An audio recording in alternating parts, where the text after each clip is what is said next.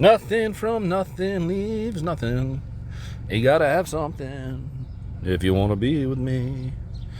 Alright, so got a little argument here. A little bit of an argument. Something I've been thinking on for a long time. That thing of which I've been thinking for a long time is this. Arguments for God's existence. The traditional classical arguments for God's existence. Besides maybe the ontological argument. And perhaps even the ontological argument. They seem to be reasoning from something that already exists, something we already firmly know exists, to the extent that's possible to firmly know something exists. They're reasoning from that to God's necessity, saying God's necessary to account for X, Y, or Z, right? And that's a very persuasive argument. But it leaves the door open to a much broader question, and that's the question that the Leibnizian cosmological argument asks, and says, why something rather than nothing? So if it's a conceivable question, why not just have nothing as the default condition? Then a lot of these cosmological arguments that start from what is, they don't really answer the modal question of why not nothing? Like, why isn't total non-being possible? Logically possible, metaphysically possible, whatever. We haven't gotten that far into this yet. And my sense is that arguments from the theistic personalists like Lane Craig and Plantinga don't really, and maybe we're leaving the ontological argument out so far, but the other arguments that theistic personalists use don't seem to really get a grasp on why is God necessary and rather than nothing. I just feel unsatisfied. I feel there's no adequate answer for that. And the trouble there is that if you don't have an adequate answer why God is fully logically necessary or fully metaphysically necessary, you wonder to yourself, does God know why he exists necessarily? Perhaps he knows that he exists necessarily, but does he know why? And if he doesn't know why, or if he doesn't know that, I'm not sure.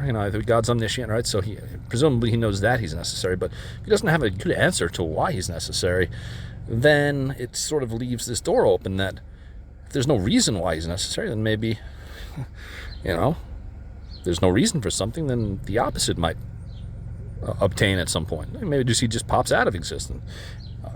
And that's not God. Like, God cannot pop out of existence the way he popped in. Of course, he didn't pop in, but just speaking atemporally, timelessly, like, if there's no accounting for why he is, then there's no accounting for why he might not be.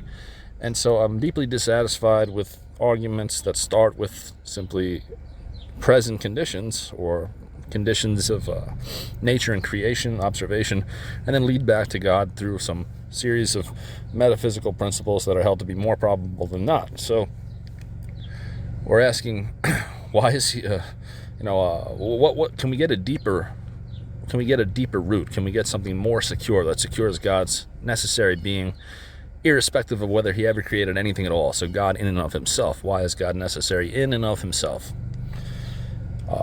So forget about reasoning from change. Maybe there was no change. Like, suppose a possible world, there's no change at all. God is there atemporally and changelessly, never created. There is no change. There is no time. Then how do you know that God's necessity is secure? How does God know he's necessary? So I feel like we need to come up with a very strong argument here why the impossibility of the contrary is true. Why is non-being impossible? Why is something or something like God necessary? There has to be a reason. We can't just allow people to stipulate necessity through analytic definitions. Perhaps we can if we properly understand the ontological argument, but we're putting that aside for now. We can't just stipulate necessity as like a great property, and we certainly can't just derive it from conditions that presently prevail. So my line of thinking turned very radical on this point. It's important to preface this with the firm assertion, the firm recognition between all parties involved, me, myself, speaking, you listening. We all have to understand perfectly well, I'm not reifying nothing, I'm not making nothing into a something. But the language gets very rough when you start to talk about nothing. So if it sounds like I'm veering off into making nothing into a something with properties, understand fully that I understand fully that is not the case. That when we talk about nothing, we're talking about the absolute absence of anything, total devoidedness of anything. Is that sort of a condition possible? It's certainly conceivable, to all intents and purposes, to all of my ability to grapple with the topic. I see it's totally logically possible on first glance, prima facie. It's totally coherent to talk about an empty world that's empty of everything, including abstracts, truths and propositions, because perhaps truths, propositions, and such like are things that only can inhere in concrete minds. If that's the case, then it's perfectly imaginable for a world to have no concrete minds, no physicality, no space, no time. So again, we're to be clear to anyone who's sort of a novice at this, to be completely clear to anyone who's sort of a novice at this, when I say nothing, I don't mean empty space. I don't mean some clock ticking in the background. There's no absolute space. There's no absolute time. So space is not nothing. Empty space is not nothing, right? Even a shrunken down sort of empty space with potentia for like quantum fluctuations or something. This is not nothing. The aether has come back, right? So you cannot have space between things and relations within space if space is nothing. If it was pure philosophical nothing, then there would be no space to go through. So space is something, whatever conditions you apply to it, whatever name you apply to it. Space is something, and time is something. And time, whether it be the metric of change that presupposes something exists, or if you take time to be some sort of like natural, or not natural, but like some necessary clock in the background ticking away. No. So on pure absolute philosophical nothingness and non-being is devoid of space-time and perhaps even of abstracta or truths or numbers. No universals, nothing. So pure philosophical nothingness. The question becomes, is this a possible condition? And it's sort of hard to wrap your head around what would make this impossible. It's sort of a natural disposition to say, oh, it's certainly conceivable, certainly reasonable to coherently imagine nothing. But if we dig down deep, down to the bottom here, we have the old Greek principle, the old pre-Socratic, and this is a general metaphysical principle that most people hold to, that out of nothing comes nothing, right?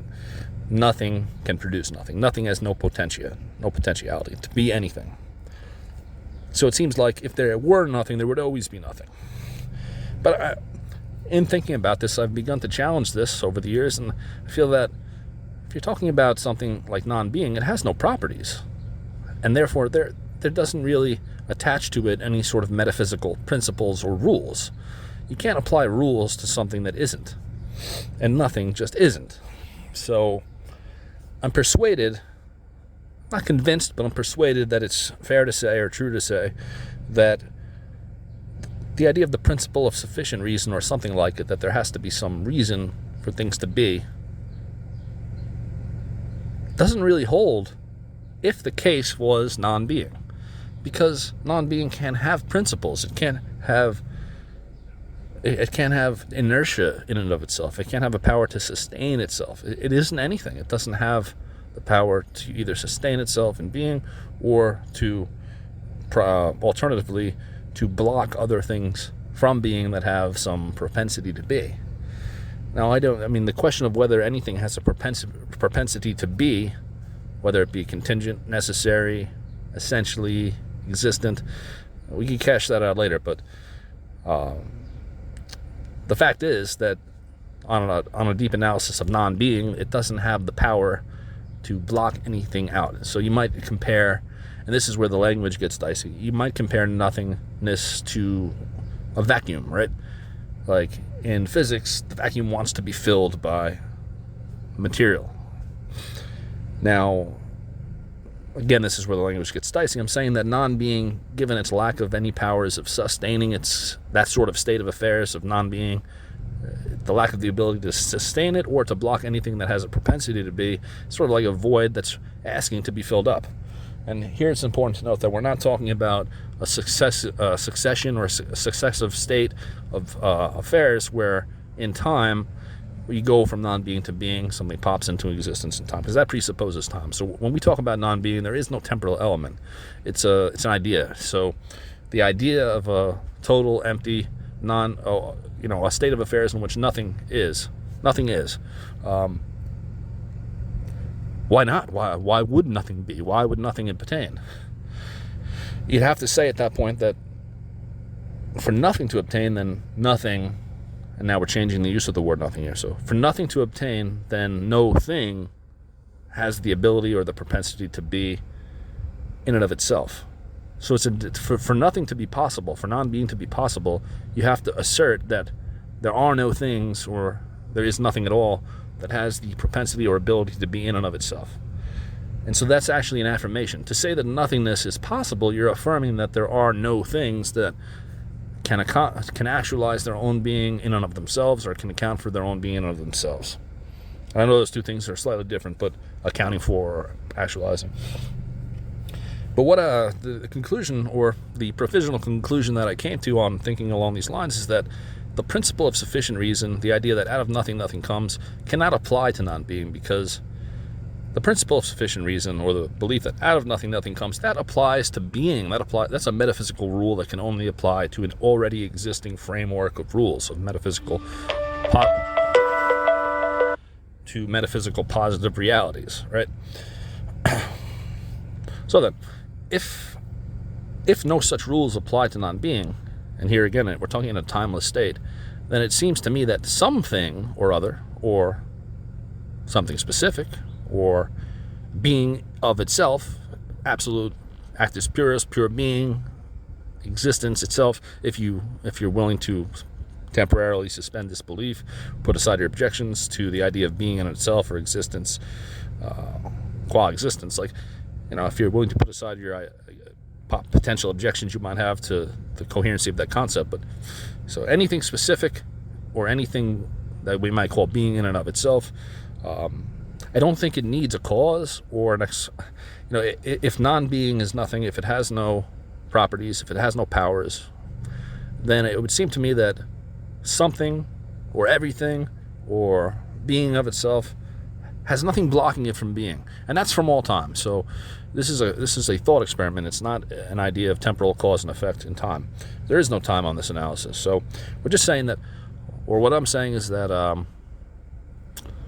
if non-being could theoretically hold timelessly, then you're denying that there is anything that could just be of itself, or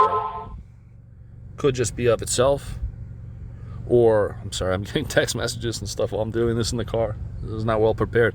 So to affirm that non-being can have inertia and stay that way, which is just to affirm that everything needs some kind of cause, it's probably false, because it seems to me that like the vacuum that gets filled by matter, the void of non-being would always and at all points be filled by being, because the nature of being is to be.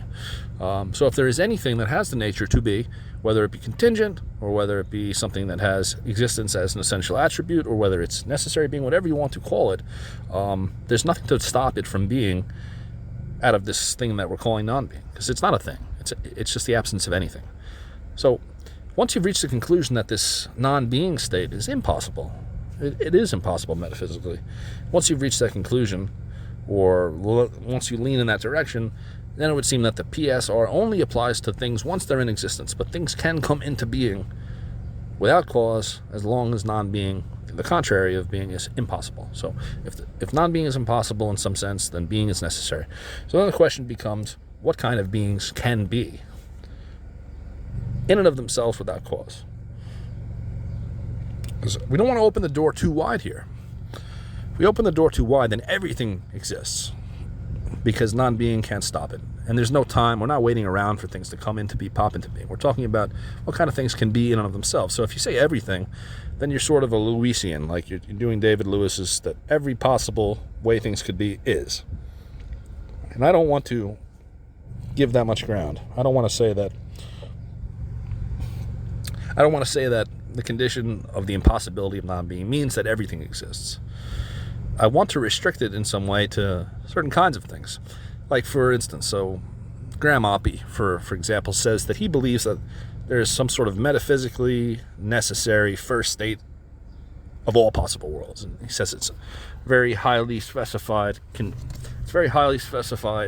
state of affairs, Big Bang, whatever. It doesn't matter the details, but he's saying that there is just some sort of arbitrary state of physical affairs that is necessary across all possible worlds. And so the question becomes, how is he delineating, or how is he supporting this particular condition as necessary as opposed to any other? Like, where does the necessity come from if you're not just stipulating it, if you're not just stapling it onto the condition that you've chosen? Unless Oppie's engaged in some sort of cosmological argumentation where he's starting with what we observe, which I don't think he's doing, when he posits a state of physical affairs that is necessary, it has to be necessary in and of itself. Now, there is another objection to that. So how can something be necessary if it's only one state of affairs that has already passed away and no longer exists? That will drag in theories of time and whether the past is still real. But regardless of all that, on what grounds is he specifying and limiting and making highly specific and highly complex which kinds of things can just be necessarily? If some early state of the universe could be necessary across all possible worlds, then why not every other sort of physically specific, complex, organized states? Like, why not every other sort of state of matter? So I want to restrict in some way what sort of things can be in and of themselves. And there seems to be only a few things that can be like that, right? So starting again from this timeless idea of non-being being impossible, non-being is impossible in a timeless way, what sort of things will shoot into being or rush into being and fill being, because there's nothing bounding anything off. There's no powers that are operative here to stop all kinds of being from being. Perhaps not material being, perhaps not limited being, but perhaps only sort of maximal or infinite sort of being can rush into being. So all infinite greatnesses or all infinite for example, like you may say that the only sort of thing that's really fit to rush into being, given the impossibility of non-being, is something like God, because something like God it's not highly specified yet arbitrary. It may be highly specified in some ways, but it's not arbitrary. It's saying that there's this great infinite power. So all powers are realized, all goods are realized. And good here kind of becomes convertible with being. So maximum intellect, maximum power, maximum love. And I'm not going to get into analysis here of if these sorts of things are coherent, or some people just come to the table with this idea that love is a derivative idea for primates that evolved and the only real things are material. I'm not going to get into that here, but I would say, like, if non-being is impossible, then there's really no discrimination on the fullness of being. There's nothing blocking it. So the thing that makes most sense to fill that void is unlimited being with unlimited power, unlimited intellect, unlimited goodness. And if you take a privation theory of evil, where evil just means a deprivation or a lack of something, then this absolute or infinite being is also absolutely infinitely good. And everything falls out of absolute being and absolute goodness. For example, justice, that's going to fall out of goodness. Mercy, love, that's going to all fall out of goodness. Being is going to include, as some sort of aspect of itself, the fullness of power, the fullness of knowledge, right? So that's God, right? That's what God is. An infinite, self-aware, ultimately unlimitedly powerful, unlimitedly knowledgeable vortex here. Sorry. So yeah, that seems to be a non-arbitrary, unique sort of thing that should rush into being to fill the void with nothing blocking it. So that's one way of demarcating off what kind of things can be, given the impossibility of non-being, that isn't arbitrary, random, and capricious the way Oppie's idea of just this physical bounded state. Because why that bounded state? Like, what's stopping every other possible material state or every other possible state from going into being, right? So that's one way, saying it has to be this infinite set of like timeless qualities, which is God. Another way is to say that there are certain things that have as their essential attribute existence. That there are just some few things that have necessity as an essential attribute, and that could be abstractions. That could be, numbers. That could be truths, perennial truths, like Aquinas' old question that if there was nothing, would it be true that there's nothing? Then that's something. So there may be a set of things like abstracta that are necessary, even if you can imagine like a world of absolute non-being, it would still be that there are things that are true, and so again, that's a necessary sort of thing. But then if you take the view that these sort of abstracts are necessary, but they cannot exist without intellection, then you've derived God from that, or something like God, right? So if all these necessary truths and this infinite set of mathematical truth, if these things are necessary, but you don't hold that they can exist without mind, then you've gotten yourself to an infinite mind right there. Or if you believe that some things like God have the quality or the property or the attribute of essential existence, or that are identical to actus purus or existence in and of itself, subsistent being, then you have another criteria of demarcating in a non-arbitrary way what kind of things can fill that void of non-being, given non-being's impossibility. And so once you've stated for yourself that non-being is impossible and anything that has the essential attribute of existence will be, then you've almost sort of derived through cosmological argumentation, or through maybe just through pure thinking about metaphysics, you've derived something sort of familiar or just like the ontological argument, because the ontological argument says that anything that's possibly necessary is necessary, at least the Plantinga modal form of the argument. And that's sort of what we're doing here. We're saying that because non-being cannot restrict anything else from being, then there are possible things that might be. And there are possibly things that have existence as an essential property. To say existence is an essential property, whatever your modality, whatever modality you're using, to say that is just to say it's a necessary being. So again, we've reached by a different route the ontological argument that if something is possibly necessary and non-being cannot prevent that thing from being, then that thing is. And that thing is just another way of saying God. There are more thoughts I have on this and more notes I've taken, and I've received critiques, and I want to incorporate them. I'd like to really nail down on proper syllogism that answers objections, but I'm not there yet. But there's a broad overview of a line of thinking I've been on for 3 or 4 years, and I really want it to be rigorous and free from improper inferences, free from weak premises, and so any feedback would be very welcome. And any feedback, any sort of criticism, if I find them to be obtuse, then I'll just ignore them. But please pour the criticism on. I try to rough this argument up, or rough this line of reasoning up, and that'll be appreciated, because then I could fix up the problems or abandon the whole project here. Because I would say the unique thing in this argument that I haven't heard from Aquinas and I haven't heard from Thomists or theistic personalists, the unique thing here is to say the principle of sufficient reason does not really obtain on the idea of non-being. Things can come into being, not in temporal sense, but things can be of necessity or of themselves without some further reason other than the possibility of non-being. And so out of nothing, something can come.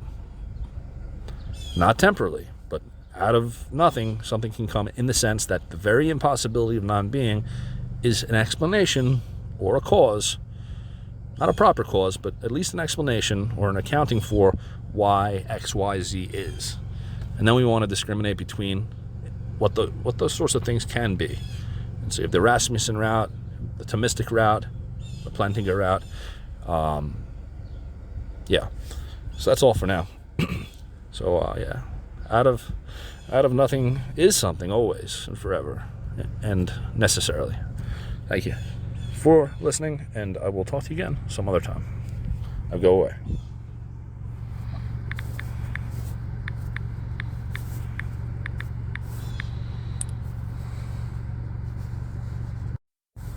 This is part 2 of my previous thoughts there.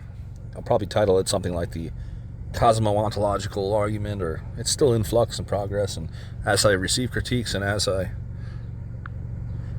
think further and critique my own argument, things change with it, and it's still a monster. I'm going to go to my notes here and maybe re-argue the argument in earlier language. So, quote, given the impossibility of non-being, whatever is possibly necessary will exist, close quote, right? So that's sort of the conclusion I started to draw out after receiving critiques and maybe changing.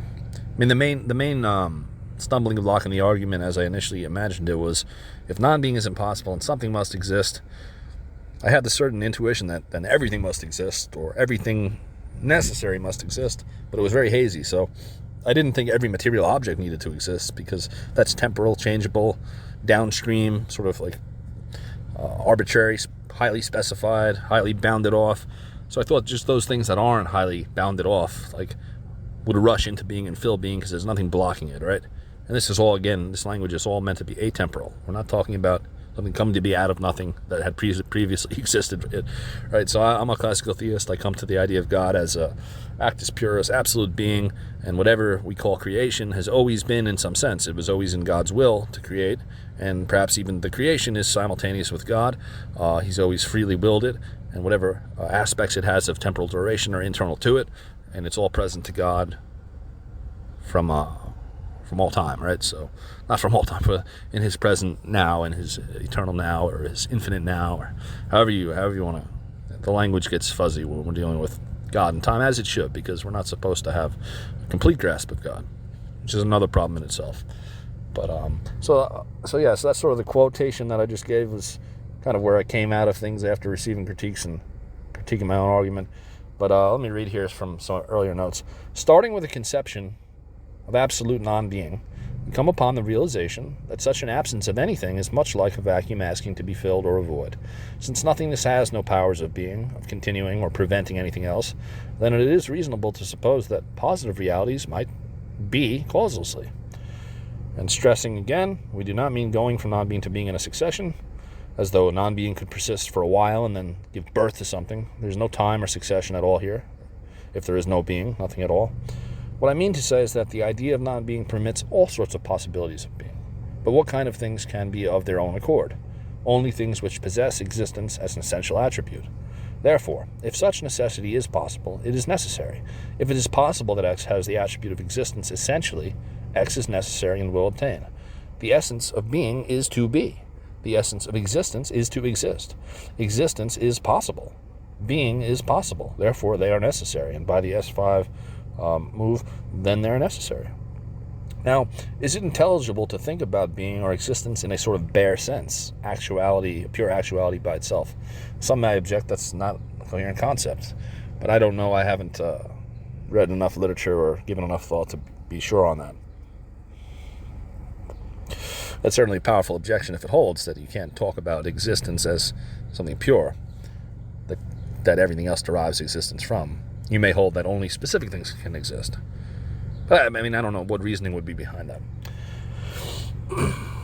So then what of things that lack existence or being as necessary or essential attributes? Can they exist as opposed to non-being, causelessly and without explanation? Can they just be by virtue of an accident or by virtue of that inherent nature of anything, even supposedly contingent things, to have existence? That is to say, is contingent or possible existence enough to ground existence and allow contingent things even to be in place of nothing at all? Nothing, after all, has no positive power to block things. But supposing this is true, then why wouldn't everything possible that has being as a possibility be? If it's possible to be, why isn't it already instantiated? And maybe it is. We don't know. That's the Lewisian idea that everything possible exists. But why just this set? Why just some specific set of things that are possible to be? If existence... Why just this set of possible existence and not all possible ones? Why would there only be the Oppie sort of world where it's just this one specific material world that all derives from all possible worlds, go back to some highly arbitrary, highly specified physical state? Why that and not everything else?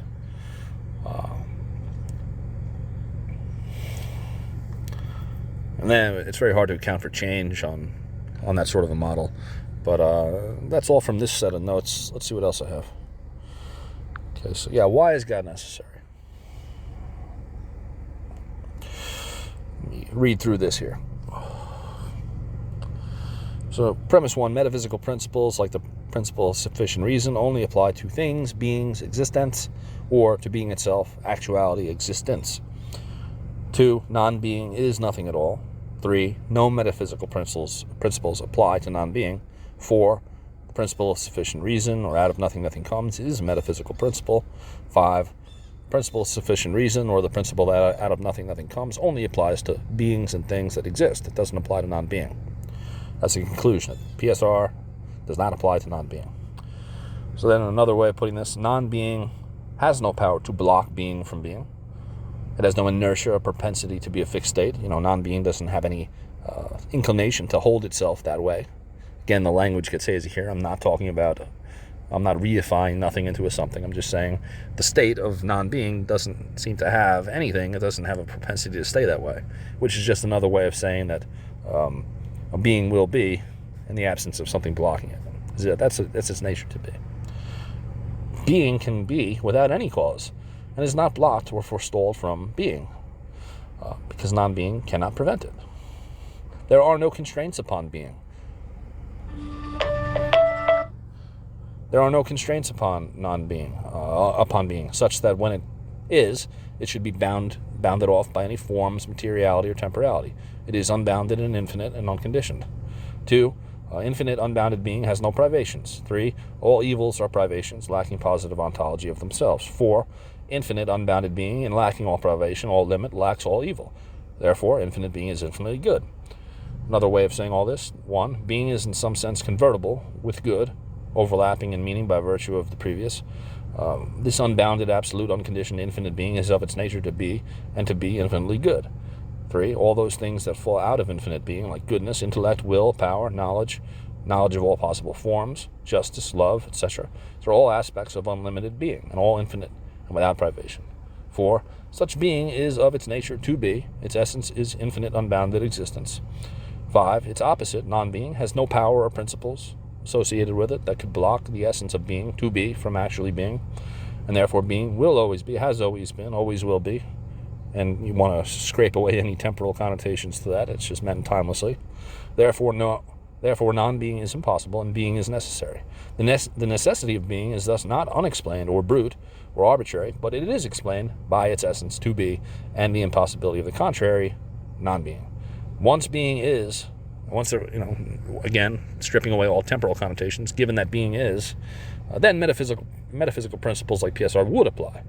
The space of reality would be then occupied by the fullness of being, and that sets the stage for metaphysical principles like the causal ordering of things and beings and objects and matter, and for the creation or actualization of forms, possible forms, and finite beings. But the deepest principle here is that non-being cannot block being. Being is infinite, lacks all privation. It's thus equal with the infinite good, and out of infinite being and goodness fall all of the traditional attributes of God. Therefore, God exists and must exist by virtue of the impossibility of the contrary. Again, probably joined with some other principles that need to be more deeply fleshed out. But I want critiques here.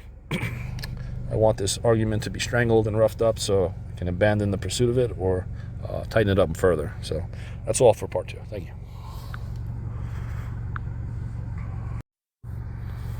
Part 3, just very quickly. I was listening to some discussions on the ontological argument in light of my thoughts surrounding the previous 2 videos and that line of thinking on the impossibility of non-being and so on. So I just wrote up a quick little ontological argument or whatnot that may appeal more to the sensibilities of Platonists, atheists who are willing to accept abstracts as necessary, perhaps necessarily existent. If you're not a nominalist but you're an atheist, you might want to consider and take this argument seriously. So here's how it goes. Is it possible that abstractions or abstracta or universals, truths, propositions, etc., is it possible these kinds of things exist necessarily? I think it's possible that they exist necessarily. If they exist necessarily. Is it possible they exist? Of course it's possible they exist. If you're open to Platonism, or if you're a Platonist, you'd say they do exist. So, is it possible that abstracta exist necessarily? Yes. Now, abstracta are plausibly things that require a mind. Now, a full-fledged Platonist is going to have a problem with this. They're going to say, no, they can exist independently, but if you're the sort of semi-Platonist that thinks that the abstracta are only objects of mind, then you'll be sympathetic to the premise that abstracts require a mind.